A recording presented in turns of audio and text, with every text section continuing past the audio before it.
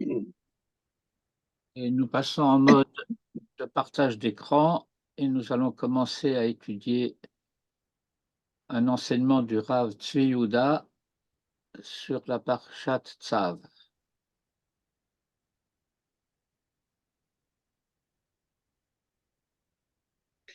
Une petite question avant que tu commences. Oui, Le Mahamar dont tu me parlais dans ton message, il est où? il est où? Eh bien, il est... je vais te l'envoyer. Besséder.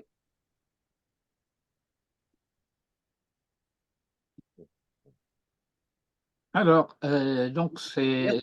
Envoie-le sur le mail, s'il te plaît. D'accord.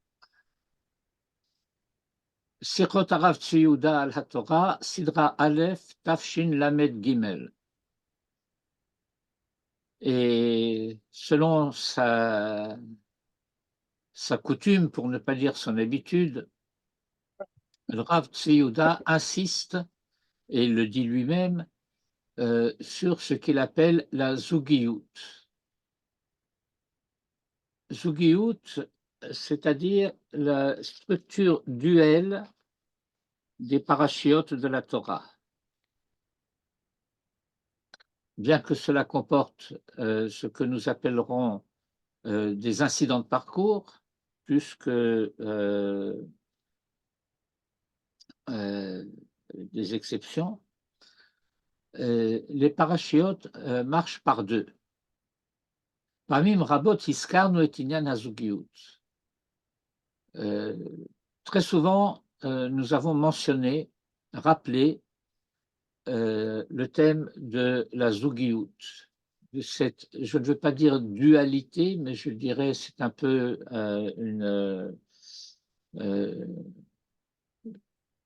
si j'ose dire, une innovation, une dualité. Mais il y a lieu d'y revenir 100 fois et même 101 fois. Cet aspect duel de la structure des parachiotes de la Torah appartient à la science de la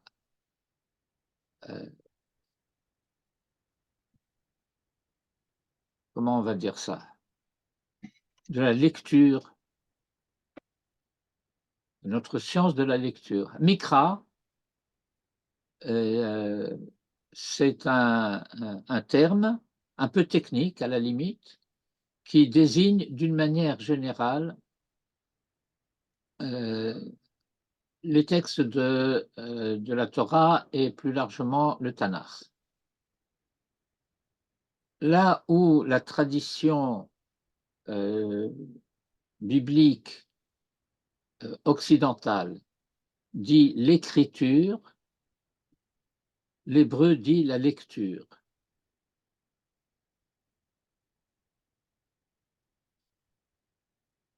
Achat diber Elokim, shtaim zu shamanu. Et il cite un verset, c'est pas exactement un verset, mais c'est sur la base d'un verset des psaumes. Le verset lui dit Shamati, mais la tradition dit Shamanu, ce que David dit à son propre sujet, la tradition l'étend à la collectivité d'Israël tout entière. Cela est dit en particulier à propos d'un sujet que nous évoquons tous les vendredis soirs dans le Chadodi, Zachor v'shamor b'dibour echad. Zachor v'shamor b'dibour echad. Qu'est-ce à dire? Eh bien, nous avons deux fois dans la Torah le récit de ce que nous appelons les 10 commandements. Une fois dans Parashat Yitro, dans le livre de Shemot, et une fois dans Parashat Vaetranan, dans le livre de Devarim. Et les deux textes sont identiques à quelques détails près. il y a des différences. Le texte des 10 commandements dit Zachor et Yom HaShabbat le Kadosho, et l'autre dit Shamor et Yom HaShabbat le Kadosho. Et donc, nous avons une parole qui a été prononcée et elle contient, cette parole unique, les deux dimensions de Shamor et de Zachor. Et le Talmud dit ce que l'oreille ne peut pas entendre et que la bouche ne peut pas dire. Nous n'avons pas, nous, en quelque sorte, la possibilité, même pas d'entendre l'un avec l'oreille droite et l'autre avec l'oreille gauche, parce que ça veut dire qu'il s'agit d'un son qui contient les deux sens simultanément. Mais ils sont un à l'origine, ils se dédoublent par rapport à notre monde. Yodim anachnu she'ashtaim sheshamanu hen mimakor echad. Nous savons que ces deux que nous avons entendus ont une source unique.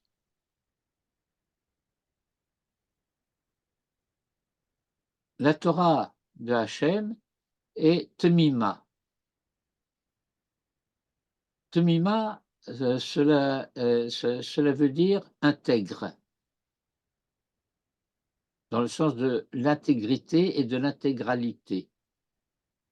Hi organisme echad v'chiyuniut achat, c'est un organisme un et une vitalité une, v'hi mofia v'shtaim, elle se manifeste en deux dimensions.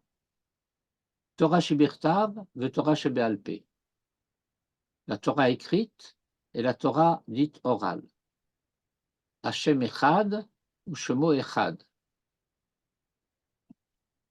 Et Hashem est un et son nom est un, et c'est parallèle à Torah shebirtav et Torah shebe'al peh. Tout se passe comme si Hashem est parallèle à Torah shebirtav et Shemo echad est parallèle à Torah shebe'al peh. והאחדות האלוקית הכוללת מתגלה בשתיים. Et l'unité divine générale, globale, se dévoile par deux modes. Et le Rav cite ici un vers d'un poème liturgique que nous chantons beaucoup à Pessah le soir du Seder, Echad Eloheinu shebashamayim uvaaretz. Echad Eloheinu, mais étant donné qu'il y a Shamaim vaaretz, cela se dédouble par rapport à la réalité de notre monde.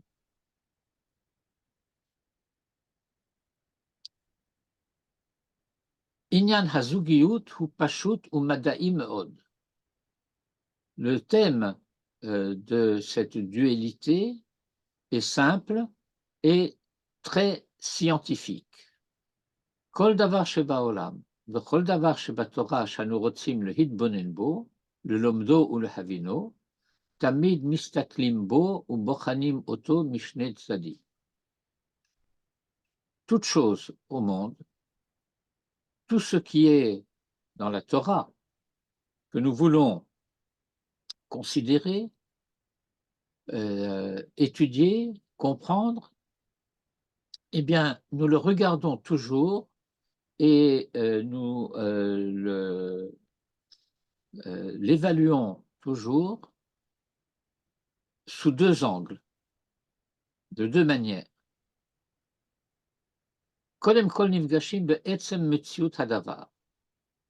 Nous rencontrons d'abord l'existence de la chose elle-même, le fait de son existence, le fait de sa réalité.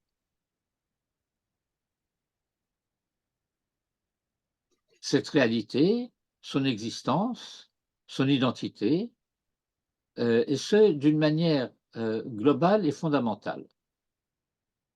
באופן כללי ויסודי.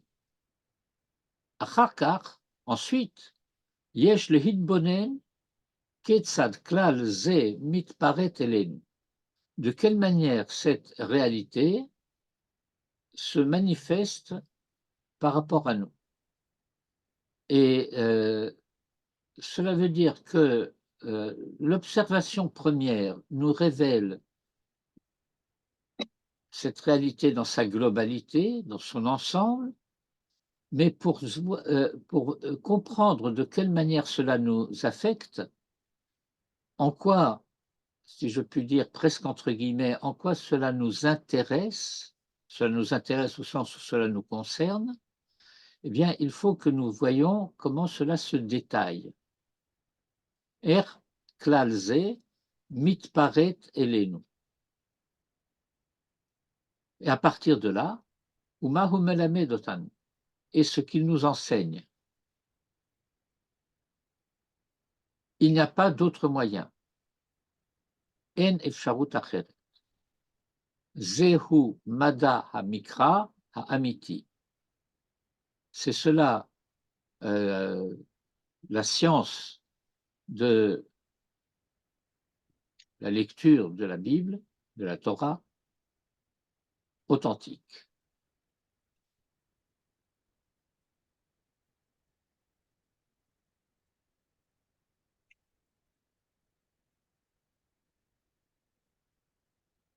Paragraphe 2, Torah ve'avoda.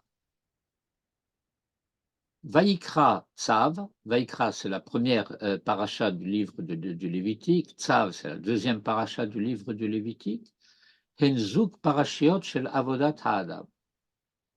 C'est un couple de parashiot concernant le service rendu par l'homme, qui est celui des offrandes, korbanot. On s'est habitué en français à utiliser le terme universellement répandu dans le monde, sacrifice. Mais ce n'est pas une traduction du mot korban. C'est en quelque sorte, comment dire? Eh bien, je vais vous dire comment dire. Et ça va parler surtout à ceux qui viennent d'Afrique du Nord, parce que ça vient de chez eux. Sacrifice correspond à korban, à la manière dont baptême correspond à Mila, ou à la manière dont communion correspond à bar mitzvah. Il y a la même déviance. Et nous devrions avoir à son égard, par conséquent, la même défiance.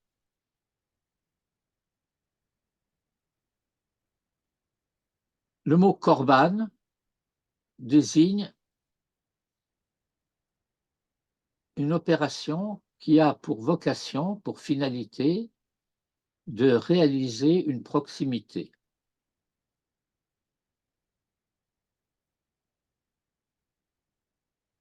Bien que le terme français évoque quelque chose de différent, korban, hakrava, c'est approchement, rapprochement. Le fait que des choses qui sont éloignées tendent à se rejoindre. L'une étant ce qu'elle est, le point de référence, le point fixe, et l'autre qui en est éloigné et qu'on essaye de rapprocher.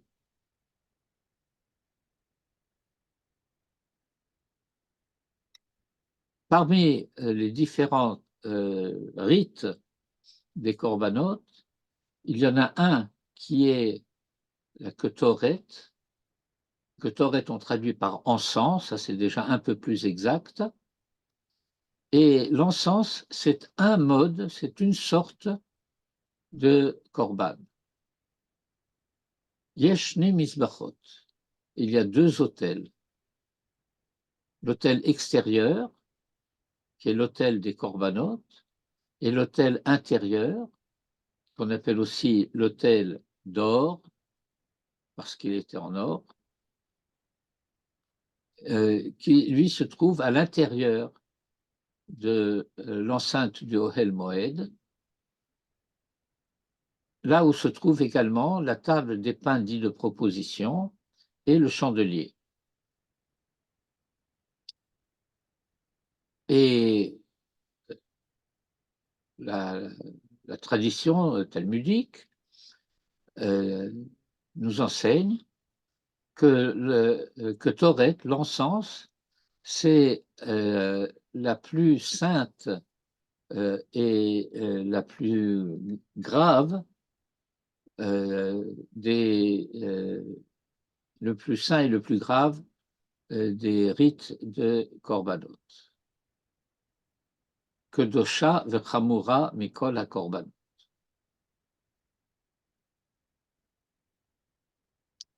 Seder ha'avoda nimshach mehatorah. L'ordre de la avoda, du service, qu'on appelle culte en français, procède de la Torah. Hakiyum ve'ha'asiya ha'enoshiyim, la réalisation et l'œuvre humaine procèdent mehatzivui ha'elohi, du commandement divin.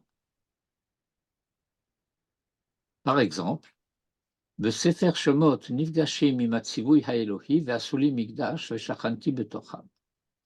Dans le livre de Shemot, nous rencontrons le commandement divin, ils me feront un sanctuaire et je résiderai en eux.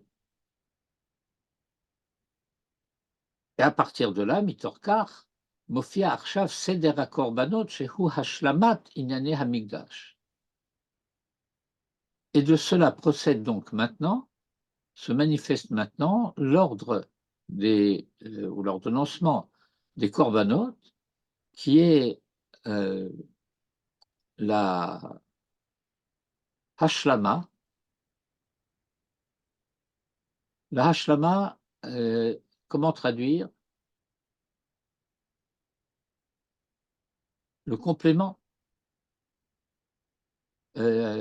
Tant qu'il y a un mikdash et que rien ne se passe dedans, si ce n'est la manifestation de la gloire divine, alors il n'y a pas encore d'achèvement. Tant qu'il n'y a pas l'œuvre humaine qui répond à la présence divine,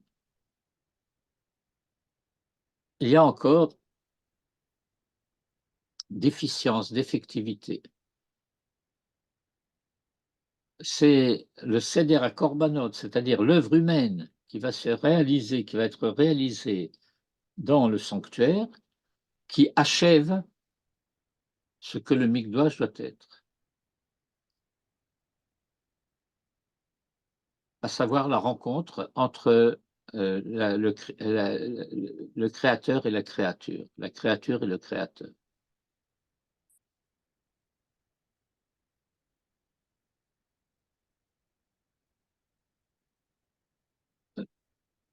Nous lisons dans la Torah le récit de l'œuvre du commencement, Maaseh Bereshit.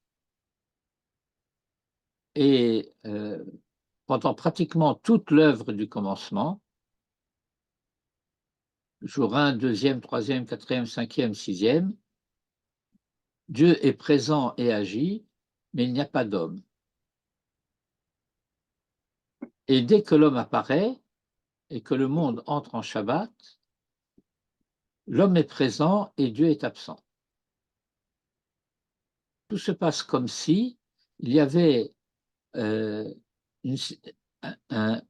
état de fait qui rend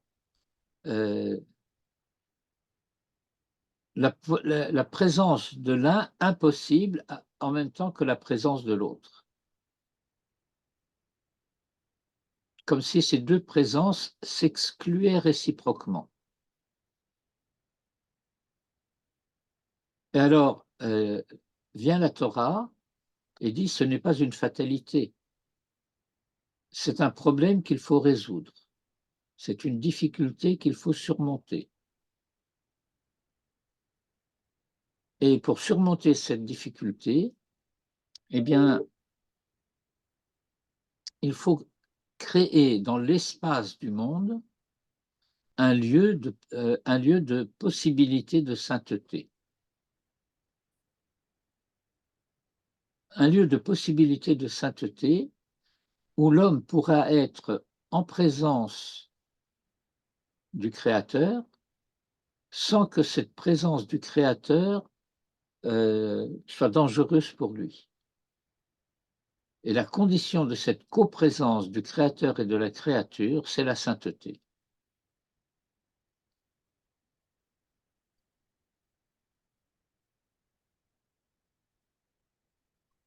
Nous avons déjà connaissance d'une dimension de la sainteté, mais c'est la sainteté du temps. C'est le Shabbat. Et corollairement au Shabbat, les jours de rencontre, les Moadim.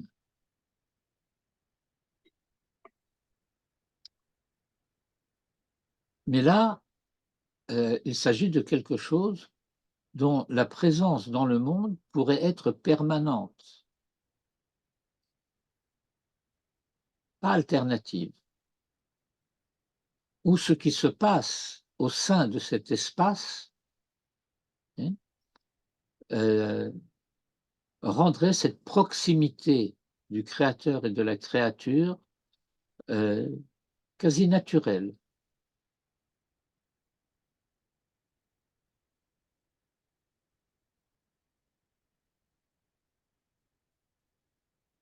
Mais Hashemaimiyut shel Torah, à partir de la dimension céleste de la Torah, Torah min hashamayim, la Torah qui vient du ciel,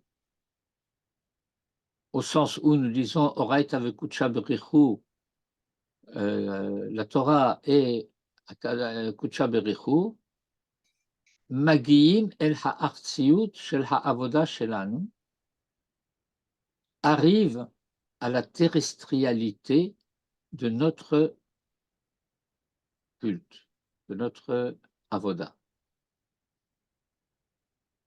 Alken, et c'est la raison pour laquelle Sefer Vayikra ou Hemsher Tiv'i v'Hegioni shel Sefer Shemot.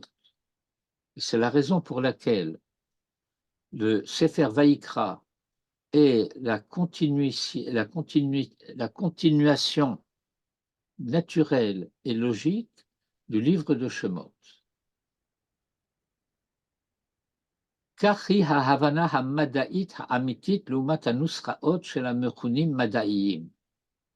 Telle est la compréhension scientifique authentique, au contraire des formules de ceux qui s'appellent les savants, qui découpent la Torah, Chotrim et Hamikra, qui découpent le texte de la Bible et le morcel Chatichot, Chatichot. Bon, le Rav a décidé ici de faire sa peau, si j'ose dire, à la critique biblique, qui se prétend la lecture scientifique de la Bible. Qu'est-ce qu'ils entendent par la lecture scientifique de la Bible? Eh bien, on ne va pas s'occuper du tout de ce qui est écrit, on ne va pas s'occuper du tout du sens de ce qui est écrit, on va s'occuper exclusivement de sa forme au sens à la fois philologique et structurel du texte. Qu'est-ce que cela enseigne? Ben, en réalité, ça ne nous intéresse pas, cela ne nous enseigne rien. Et c'est parce qu'on veut prouver que cela n'enseigne rien que l'on veut prouver que c'est un texte composite, une espèce de mosaïque artificielle, arbitraire, que sais-je encore, bref, qui découpe le texte en petits morceaux. Vaikra Tzav hen zoug shel hashlama veshichlul.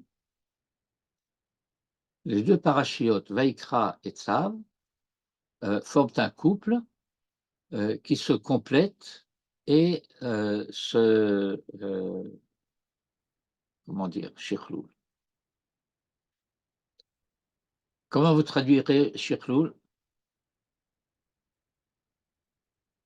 Je ne vous entends pas. Pourquoi je ne vous entends pas? Parlez, s'il vous plaît. Pourquoi tu veux qu'on parle? Pour vous entendre. Tu veux que je te raconte Alors, une blague? comment traduiriez-vous shichlul? Une amélioration?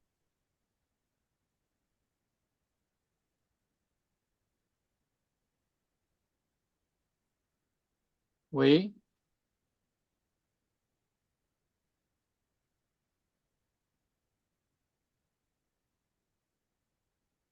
Non? Lexicalement, c'est pas faux.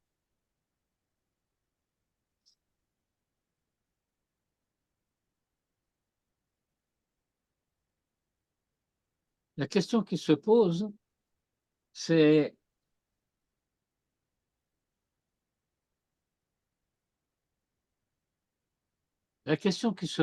de savoir est-ce que c'est possible? Est-ce que les textes de la Torah peuvent s'améliorer les uns les autres? Ben, l'amélioration provient de la simultanéité des différents textes.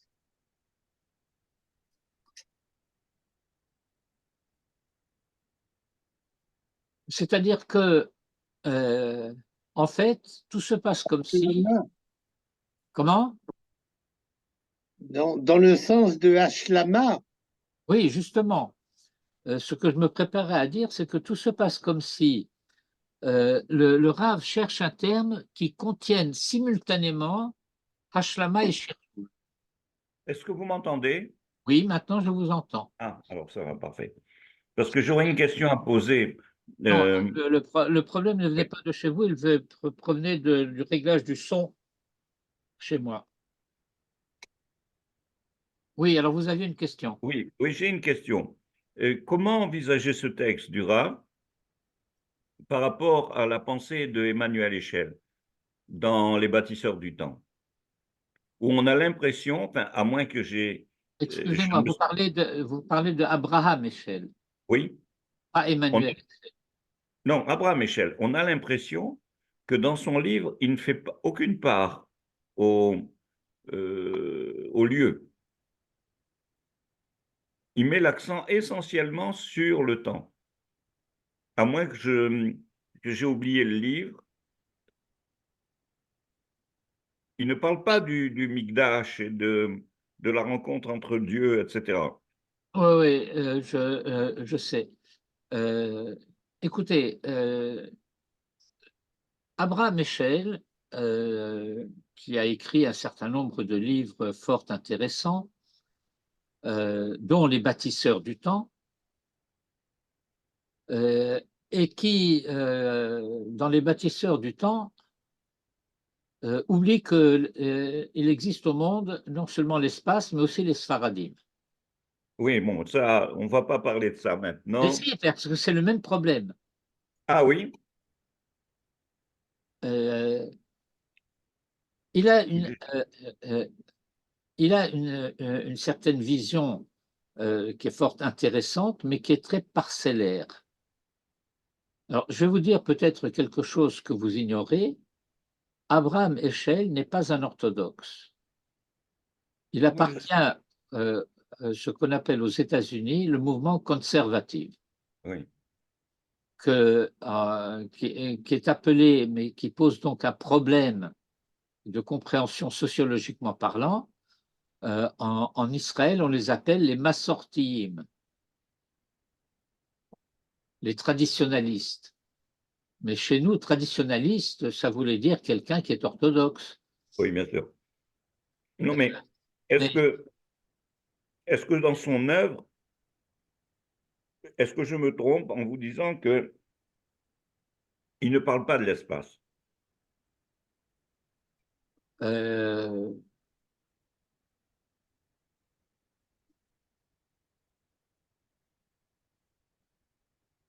non, je ne crois pas que vous vous trompiez, mais ça ne me pose pas de problème. Je n'ai pas. C'est Et oui, c'est ça lui qui pose doit un, c'est lui qui doit se justifier devant nous. C'est ça pas nous pose un qui devons- pour nous, sionistes, ça pose un très, très grand problème. Ça pose aucun problème. Ça pose aucun Parce problème. que dans son monde, à Abraham Échelle, il n'a pas besoin de l'État d'Israël. Mais ça, c'est son problème. Cela ne serait un problème pour nous que si Abraham Eshel était considéré comme une autorité. Mais ce n'est pas une autorité. D'accord.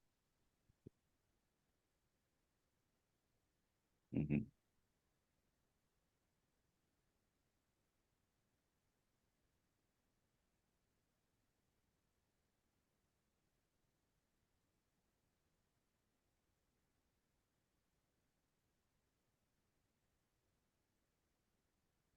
Makor HaTorah, Hashmimit v'Haelohit, Shebesefer Shemot, depuis l'origine, la source de la Torah, céleste et divine, du livre de Shemot, qui se tourne vers nous, il y a la continuité du service, avec un S majuscule quand même, de l'homme terrestre qui se tourne vers Hashmimiyut.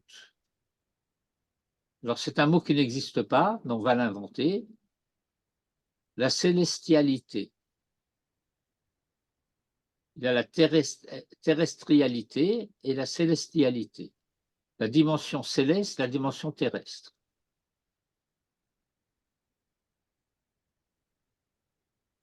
Seder ha'avoda nimshach mimakor haTorah.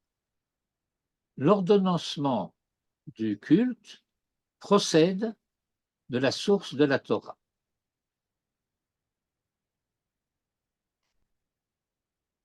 Hayamakom lahaniach. Shezuk parashiot vayakel pekudé, kusiyum inyan hamishkan. Il y avait lieu d'imaginer, de poser à titre d'hypothèse, que les parashiot Vayakhel et Pekudé qui achèvent le livre de Shemot constituent le terme Siyum du thème du Mishkan. Chas v'shalom, erreur grossière. Terouma Tetzaveh, c'est le couple des parashiot qui donne les instructions concernant le Mishkan. Vayakhel Pekudé, c'est le couple de parashiot qui réalise l'œuvre du Mishkan. Et dès lors, je suis à la ligne 7, Mitorkach yesh levarer arshav, manaase, manasa, betoch habinyan. Et dès lors, il y a lieu maintenant de clarifier qu'est-ce qui se passe dans ce bâtiment.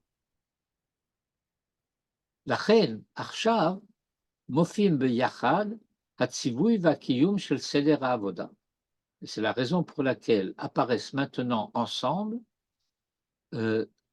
l'ordre et la réalisation de l'ordonnancement du culte et de l'organisation du personnel qui va réaliser cet avoda, c'est-à-dire les Kohanim et les Lévites. Au basé, Mishtachlel venishlam kol inyan ve'asuli migdash, et c'est en cela que se réalise et ce parfait tout le thème de « Ils me feront un sanctuaire ».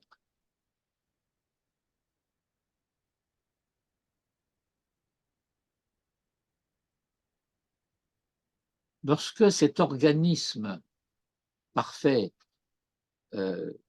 s'organise dans sa perfection, que chez Mishtachlel ha-organisme ha-shalem hazeh, que chez ha-mekoriyut ha-elohit ha-eliona, ha-pona elim, lorsque il n'y a pas de terme en français pour traduire mekoriyut, parce que la traduction lexicale serait originalité, mais le terme a pris en français une consonance un peu particulière, et c'est pas tellement le fait d'être original, mais le fait d'être originaire. Et même originaire a pris au sens de l'état civil une signification aussi un peu particulière. Mais c'est le fait que il y a une origine divine suprême qui se tourne vers nous. Et puis, il y a le service terrestre, notre service terrestre, qui se tourne vers le ciel et qui se rencontrent. Et dans une image un peu saisissante, le Rav dit, les cieux et la terre s'embrassent. Noshkim Shamaim Va'aretz. Ce qui me rappelle toujours un enseignement du Gaon de Vilna sur le premier, non, c'est le deuxième verset du Cantique des Cantiques. Yishakeni minishikot pihu kitovim dodecha miyai. Les Sfaradim qui chantent ça normalement tous les vendredis soirs connaissent ça mieux que nous, les Ashkenazim. Et alors on se pose la question, qu'est-ce que ça veut dire neshikot pihu? Ça devrait être neshikot piv.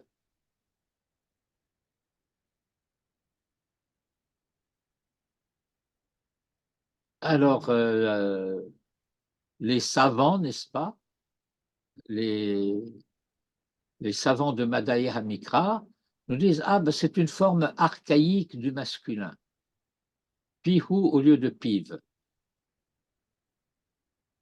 Alors, ça serait un petit peu une recherche poétique à la manière dont on dirait en français, d'ailleurs Chouraki a fait cette faute poétique grave, de dire les cavales au lieu de dire les chevaux.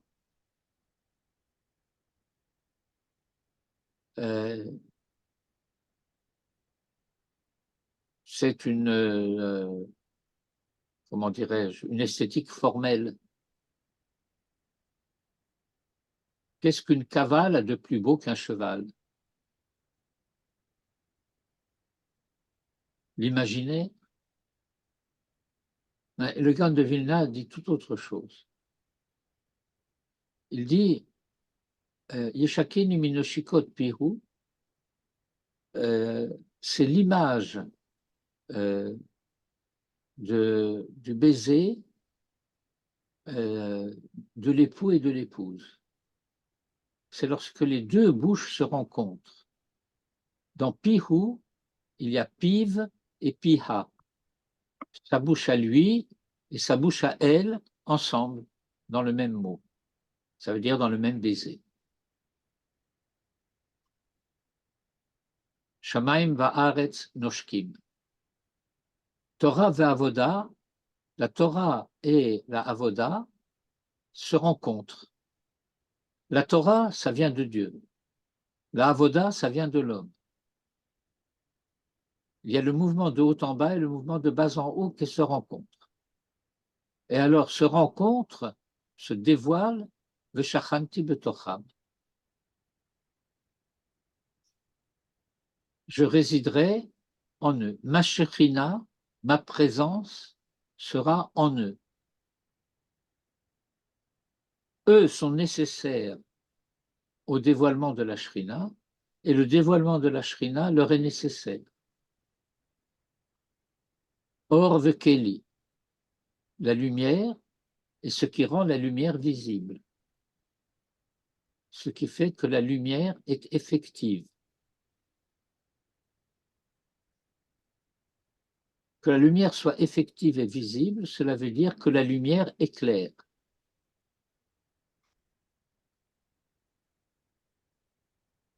Ou mitgale v'shachanti betocham, et se dévoile le je résiderai en eux, bechol miluo, dans toute sa plénitude. Ve'azhu yom tov, et alors c'est ce jour de fête que, encore une fois, le cantique des cantiques appelle Yom Chatunato ve'Yom Simchat Libo. Et Yom Chatunato ve'Yom Simchat Libo, le Talmud dit, eh bien, c'est la construction du Mishkan. Mikan, et à partir de là, Psukim Acharonim shel Parashat Tzav, dans le dernier verset de la paracha de Tzav, de la paracha de la semaine donc, eh bien, l'annonce des 7 jours des Milouim. 7 jours pendant lesquels Moïse aura pour tâche d'introduire, d'introniser Aaron et ses fils à ce qui sera leur service dans le temple.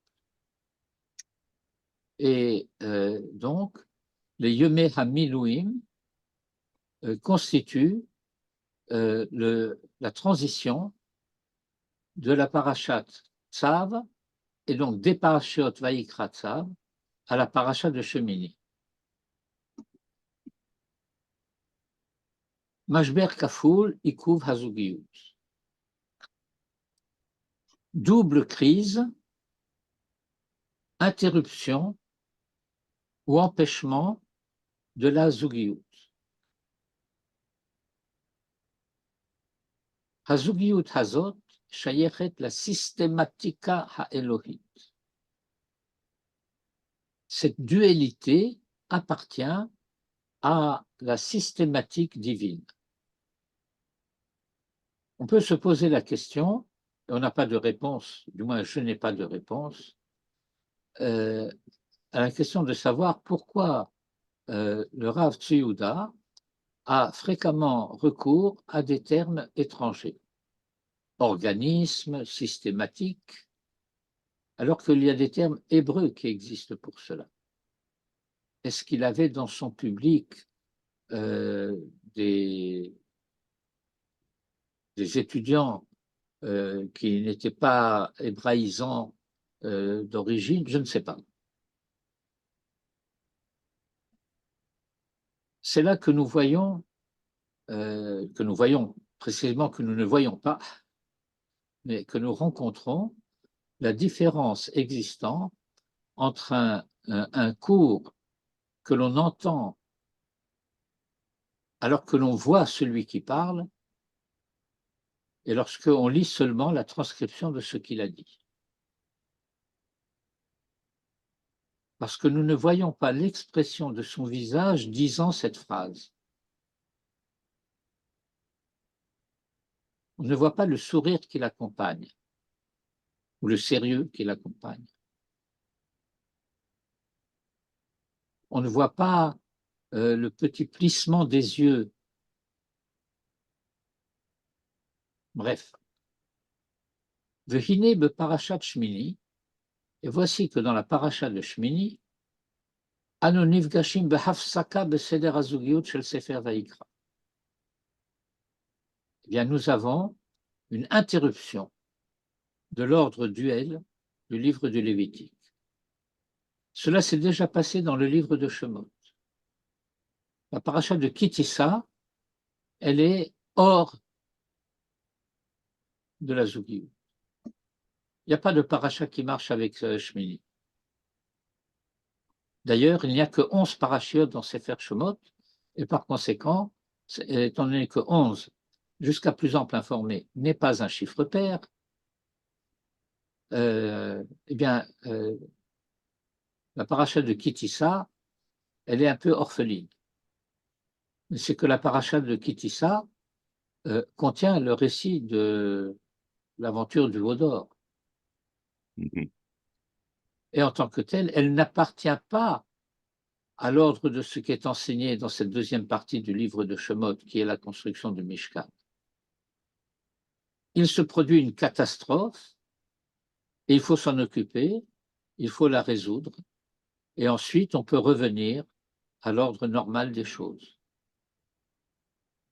Shemot Vaera, Bo Beshalach, Yitro Mishpatim, Teruma Tetzaveh, Vayakel Pekudé, ou Baemtsa, et patatrak au-dedans, Parashat Kitissa. Oui, mais Sefer Shemot, Inyano Seder HaYetzira Shel Am Israël. Le livre de Shemot, eh bien, il est d'une part le dévoilement de la manière dont se constitue le peuple d'Israël. L'ordre solide de l'apparition de cette génération fondamentale, de l'Égypte à Jérusalem, en passant par le désert, Matan Torah et le Mishkan. Mais au milieu de tout cela, il y a Mashber veZarazua. Mashber, c'est la crise, Zarazua, c'est le scandale, Nora ve'ayom, terrible, on pourrait dire presque en français terrible et terrifiant, terrible et menaçant, Shel Maaseh HaEgel, de l'affaire du veau. Et puis ensuite, on revient à l'ordre normal des choses une fois que cette crise a été résolue. Av beparashat Shmini nifgashim bemashpeh. Et il en est de même dans la paracha de Shmini, dans le livre de Vaïkra. Nous sommes en situation de crise. Oui, mais il y a une différence. Quelle est la différence entre les deux crises? Hamashber harishon shel Maaseh HaEgel haya bitkume hamachane. Ce qui s'est passé avec le veau, c'était dans le domaine du camp d'Israël. Vayar ha'am ki boshesh Moshe. Le peuple s'est aperçu que Moïse tardait. Et le peuple rentre en panique, que ce retard, c'est une disparition.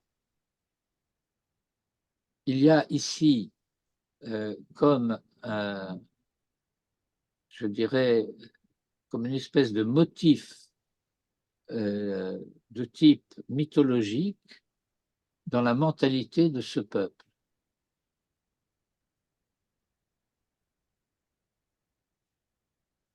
Le médiateur est venu sur terre et il est remonté au ciel. Et nous voilà orphelins. Il nous faut quelque chose qui se substitue au médiateur absent. Et donc le veau ne vient pas remplacer Dieu, il vient remplacer Moïse. Et cela constitue donc une idolâtrie de type très différent qui consiste en la divinisation du médiateur. Mais voilà que le mashber, la crise de Parashat Shmini, elle se passe à l'intérieur du domaine de l'espace de la sainteté. C'est dans le temple que ça se passe. Ah oui. Il s'agit de quelque chose qui se situe dans l'intimité de la sainteté.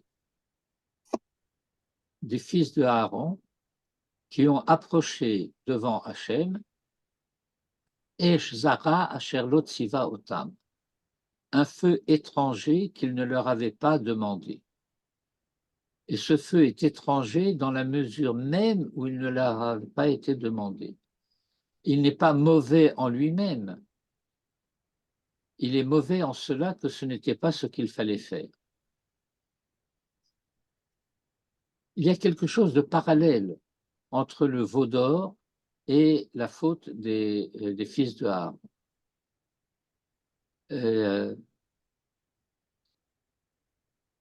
nous avons dans la réalité de notre monde divers objets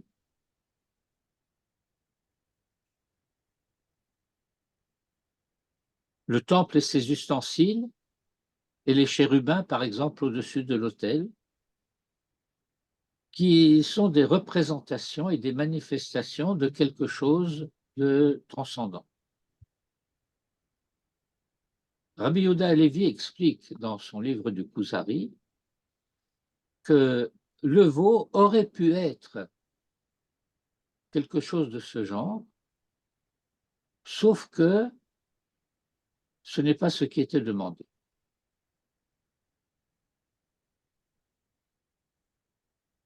Et donc, il ne s'agit pas d'une idolâtrie à proprement parler, bien qu'il s'agisse d'une faute, et d'une faute grave. Et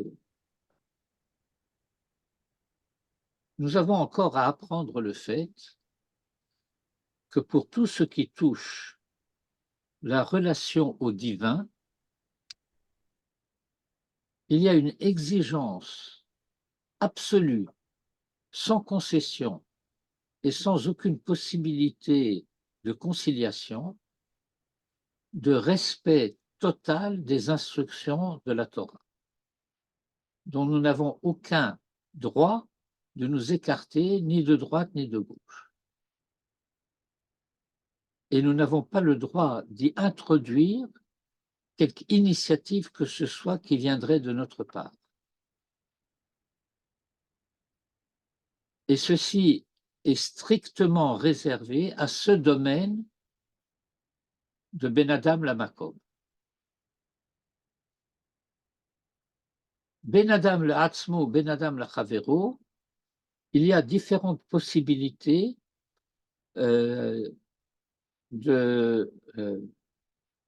d'initiative de notre part, de la part des hommes, dans la manière de gérer ces relations. Mais en ce qui concerne la relation au divin, eh bien, nous devons suivre strictement ce que la Torah nous dit. Ni plus, ni moins, ni autre chose.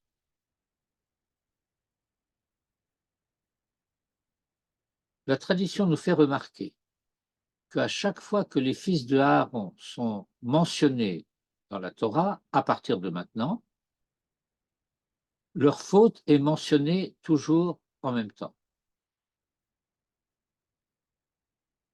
Et la tradition nous dit, ceci pour que tu comprennes bien que c'était leur seule faute. Tu pourrais croire que ces fils de Aaron sont des schnappants, que c'est des moins que rien, que c'est des plus que quoi, je ne sais pas. Pas du tout. Tzadikim ou Kdoshim. Leur seule et unique faute, ça a été Esh Zara Sherlot Siva Otam. Mais c'est la faute la plus grave.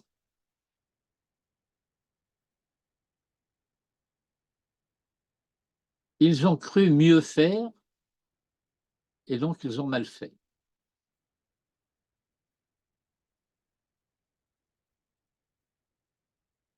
אצל חז"ל מופיעים בירורים וניתוחים רבים מה הייתה התסבוכת הזאת, המכשלה הזאת.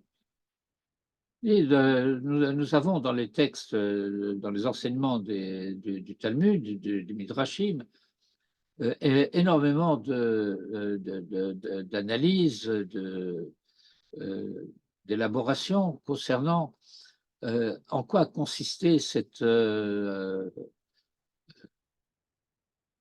faute, cet échec. En tout état de cause, Mikol Makom, Hayakan Za'azua Nora Va'ayom Beseder Binyan Kedushatam Israël. Il y a eu là un choc épouvantable dans l'ordre de la construction de la sainteté du peuple d'Israël. Za'azua Pnimi, un choc interne, intérieur, intime, Betoch HaMikdash, au sein du sanctuaire, et Tzel Anshe HaKodesh HaPnimiyim, chez les hommes de sainteté intérieure. Pas la sainteté, les hommes sont intérieurs. Que Shem Sheve Parashat Kitissa, de même que dans la paracha de Kitissa, Mashper Ze ou Chelek Gadol min ha'uma, Me'akev et Azugiyut ad shadvarim mistadrim.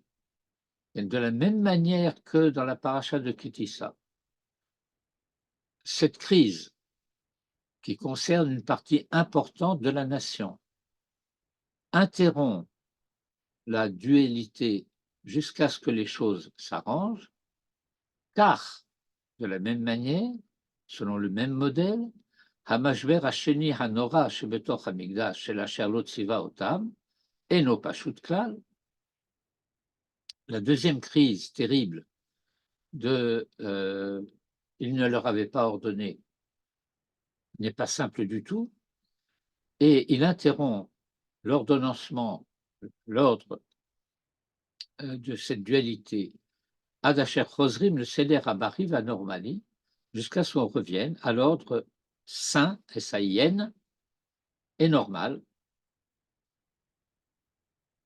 Tazria Metzora, Acharemot Kodoshim, Behar Bechukotai, etc.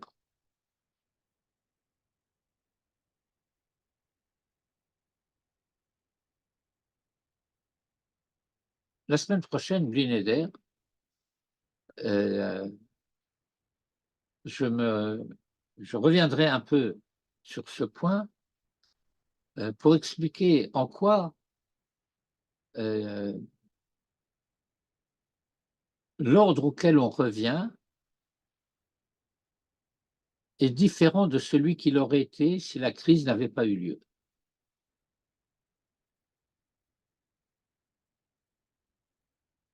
Nous constatons, je le signale déjà maintenant, mais sans y entrer dans les détails, la chose suivante. Avec Vaïkra et Tzav, nous étions occupés à l'ordre de la Avoda. Et puis voilà que, avec les parachiotes,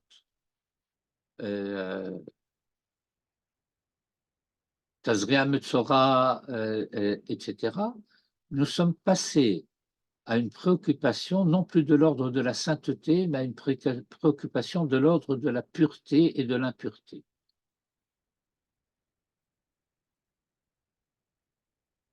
Nous sommes passés non plus de ce qui se passe dans le Mikdash, mais nous nous sommes passés dans une préoccupation concernant l'état du peuple. Et on a abandonné presque totalement les préoccupations cultuelles qui étaient centrales dans les parachutes de Vaïkra et de Tzav. Cela dit, du dedans de toutes les crises, mitor kol hamashberim, anachnu chozrim el ardut shel achad diber elokim shtaim zu shaman, me'az ve'ad hena. Du dedans de toutes les crises, nous revenons à l'unité de Achat Diber Elohim, une à parler Dieu, Shtaim deux, Zo Shamanu, nous avons entendu. Depuis lors et jusqu'à présent. Mais Az Vadhen. Derrière Kol Mine Mashberim Vesibuchim. Au travers de toutes sortes de crises et de complications, nous continuons, Mamshichim, et Achizatenu Ha'elohit Beveshachanti Vetocham. Notre emprise divine de je résiderai en eux, Be'or Apnimi Shebe Israël, dans la lumière intérieure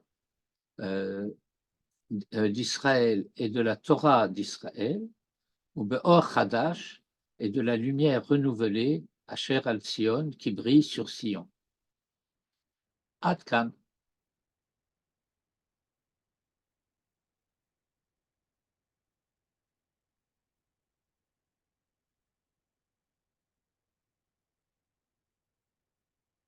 Si je me tais, c'est pour vous laisser la parole.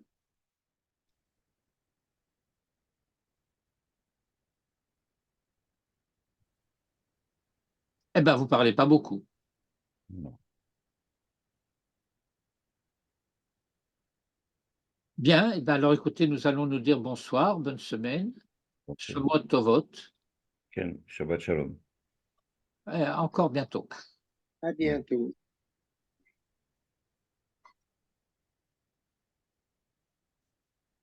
Litraot. Erev Tov, Shavua Tov. Tov, Besorot Tov. Tovot. Amen.